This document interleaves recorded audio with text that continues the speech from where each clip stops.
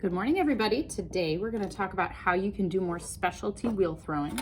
We're going to start with talking about cups. So wheel throwing cups on the wheel, obviously. A lot of times you want more of a cylinder, so something that's taller. You have the option of adding a handle. You can also stylize, like this one was pretty much a straight cylinder.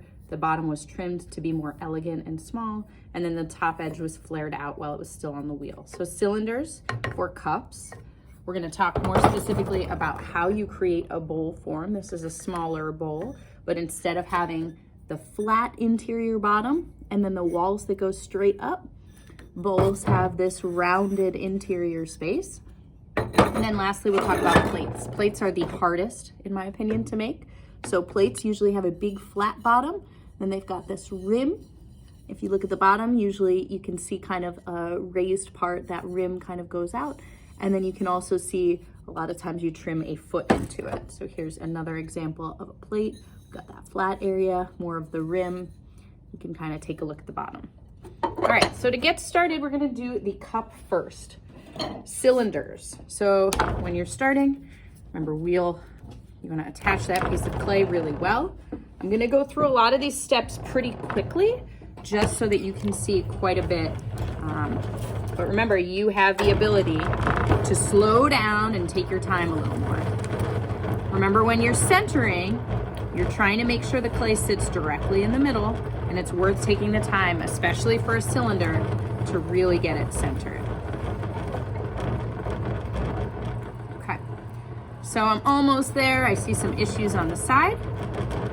Since a cylinder is taller, I'm gonna try and make my lump of clay into a taller ball. So instead of something that's lower, if you look, it's sitting up a little higher. And that's kind of what I want. It just helps you create that taller cylinder a little quicker.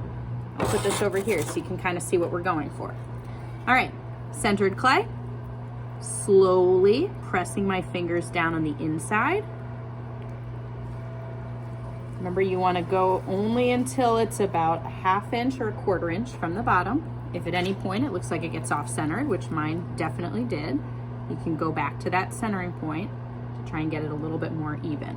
Now, normally I would stop the wheel here, check the thickness of the bottom, but I'm going to move on. So remember, we want a flat interior bottom and then the walls to go up. So that stage where we pull the wall back towards us is all the more important. Since you can't see what I'm doing with my hands, I'm doing this and pulling out to try and get a flat base, which I have on the inside now. Next step, I'm gonna do it over here so you can see it a little better. Leaning to my right side. Oh, before I actually pull up the walls, I'm gonna do something else that really helps with a cylinder. Right now this has this rounded form. Instead, I'm going to push in to make the form a little bit taller and a little bit more pyramid-like. That's just a more structured way to create a cylinder. Because as I do my pulls on the side, the clay is going to want to naturally come out into that curved shape. So I'm pulling the clay up. Okay, starting to get more of a cylinder. If at any time you need to, you can stop and recenter. I also like to take my rib tool and kind of compress the walls. It gives you more strength. And lastly, when you're making a cylinder for a cup, you want to stop and evaluate. Like, I feel that it's a lot thinner in the middle here, so I don't want to do a lot of pinching in the middle, but I still have a lot to work with down at the bottom. So I'm kind of not putting pressure on in this middle, and then back towards the top again, I'm going to add more pressure. If at any point it's flaring out and you want it to continue to go up, you just neck it back in again, and then you continue to push up. Last thing for cups, you can do some cool shaping on the side if you want. So I'm actually gonna push this out a little, and then my right hand is pushing in, and I'm just kind of creating a little bit of an elegant form with my cup.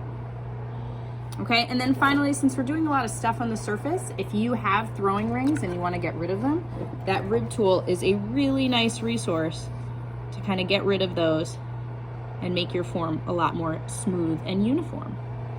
All right, those are the basics for the cup. Like magic, we're gonna move on to the bowl. All right, I've got my clay ready to go here for a bowl. Remember, the big difference with a bowl is you want to have that rounded inside. So I'm getting it centered once again. Remember, even though you've seen this before, the more you watch how somebody centers, the more you can learn from it. Okay, since I want to make a lower bowl, I'm going to make my clay lump a little lower than the last one. All right, for the bowl, I'm going straight down in the center, still leaving some clay at the bottom. Normally I would stop here and check the bottom width. Now the difference is when I pull out this time, instead of pulling straight out, I'm gonna pull out and kind of start curving up just a bit. This is starting to create that interior roundness that I want for my bowl. Sometimes it takes a little practice, and that's okay. Now the big mistake people make here is they start to flare the walls out as they're pulling up. But with something like a bowl, you still want to pull it up like it's a cylinder, so I'm trying to keep it straight up and down, and just leave the walls a little bit thicker. The reason for this is the further out the walls go, the further out like this, the more gravity is going to want to make it collapse. All right, so the walls are still pretty straight up. If I need to go further, I can kind of neck it back in. I'm leaving them a little thicker than I normally would. And now that I have about the size that I'm looking for, now I can start to kind of lay down the wall. I like to use a rib for this to kind of create my bowl form. Okay, you can see mine's a little off center, so that's something I can always go back to and work on, to kind of clean up the form. If you notice that the top rim is a little off like mine, sometimes that's a nice decorative detail, but if it's not what you're going for, you can very slowly take your needle tool, hold it with both of your hands, and just slowly go through the clay until you notice that you're all the way through. Stop the wheel, pull up, and then you can kind of continue with what you're doing. I think it's really important with a bowl to take the time to use either your sponge or your rib tool on the inside to get a nice, even, smooth transition, that roundness that we're looking for inside of a bowl. You can do the same thing on the outside. And then if I want to have more of a rim for my bowl, I can always turn that edge out just a little bit more by putting a little bit of pressure on it. All right, that's the basics of the bowl. The hard one now, the plate. Okay, plate is the hardest because that rim kind of goes against gravity. So you've got to be really cautious. A lot of times people make plates and they flop. The other big problem that you can run into with plates is what are called S cracks in the base, like the floor of the plate. So first thing I'm going to do is I'm going to center it, but I'm going to center it into a lower form. We really want it to sit lower because a plate needs to sit lower. Okay, I've got a centered form. I'm going to press down like I typically do. And now this part is way more important here because we need to make a huge interior space. So I'm going to pull the clay back, going at a slower speed so I have more control. It's really important too that you take the time to measure the depth that you have on the inside here because we don't want to make it too thin as you're moving forward. All right, so I have what I like for an interior flat base.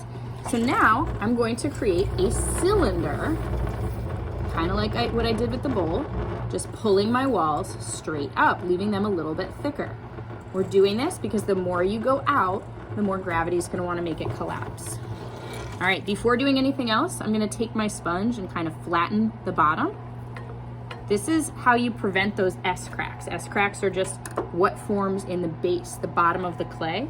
And so really compressing that clay using a rib tool or a sponge is really what you want to do. So taking that sponge and just pressing straight down. Here's my rib. Or taking your rib. It's just a way to make sure it's all really condensed. Okay, I feel like I got it. Now I'm going to start laying down the sides to make my plate. Remember, this part is where things start to collapse. So I'm slowly going to pull the wall out, a nice slow speed. I'm trying not to add much water at this point, and it's really up to you how far you want to go.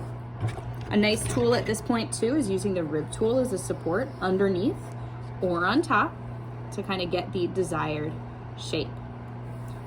Try not to overwork it. The more you do, the more chance of collapse. But there's our basic plate.